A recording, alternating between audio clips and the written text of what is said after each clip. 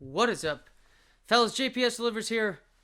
End of season awards. We got the Heisman ceremony, fresh off that win, to solidify a spot in the national title game. BJ Simmons, technically, because it's his campus legend, even though we had Iowa wide receiver number 80 come into second. Look at that historic season. That man had 29 fucking touchdowns. Desean Jackson had 29 fucking touchdowns. Holy shit. That's more than the passing touchdowns BJ had this year. Holy crap, y'all. Is that the greatest season of all time by a skill player?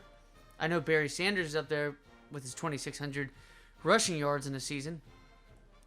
But 29 receiving touchdowns. And mind you, too, Cal's quarterback throws for, he had 58 total touchdowns, which, when it says total touchdowns, it implies that there's a rushing touchdown involved somewhere there. So he had more than 50% of the touchdowns thrown to wide receivers for the entire Cal team. Their Cal quarterback, as we're going to see, ends up getting a fucking Davey O'Brien award, apparently right in the back of Desean Jackson. Desean Jackson with, 1,500 something, I think it was 1,569 receiving yards and 87 catches. But 29 touchdowns. My God, I know he's amazing. And he was, he's the cover athlete. The funny thing is, mind you, is that he is the cover athlete for NCAA football 2009 because he left the pros. Madden 09, he's a rookie in there. But, what a season. Great season right here by the Maxwell Award finalists right here.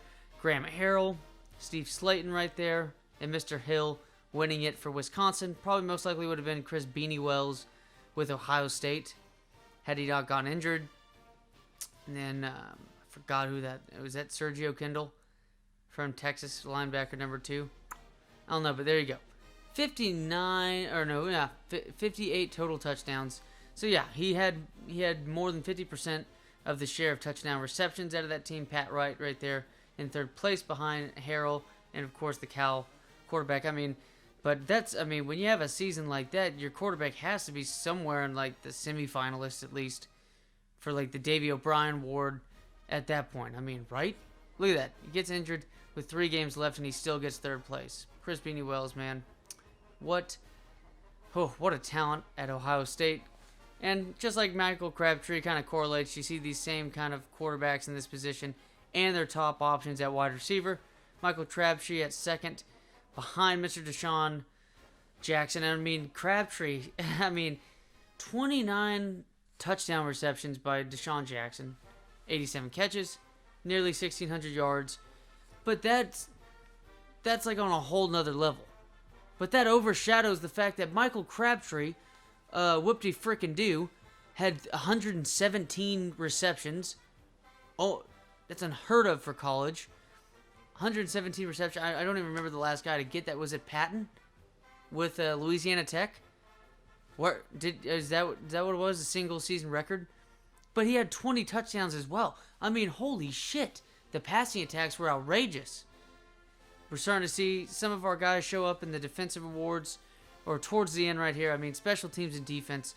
Just heading into this national championship game, this special teams and defense just looks unparalleled.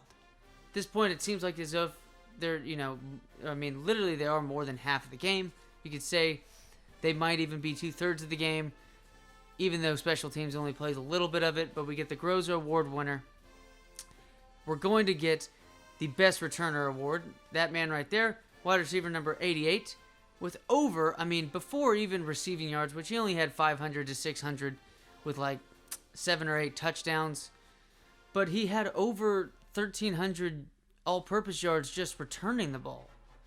So he had nearly 2,000 all-purpose yards by this man. And, it ends up being more all-purpose yards than what we saw with wide receiver number 80, even though he's the top option. I don't know why a 12-0 Iowa team isn't up there as well. I thought I did some great coaching for the most part. Looking at bowl results, fuck that. We're going straight to the national championship game. That's all we care about. Central Michigan beats Houston. It's the only thing I saw. But when you kind of look at it right here on paper, two teams look extremely extremely balanced. But like UCLA though seems to take the cake.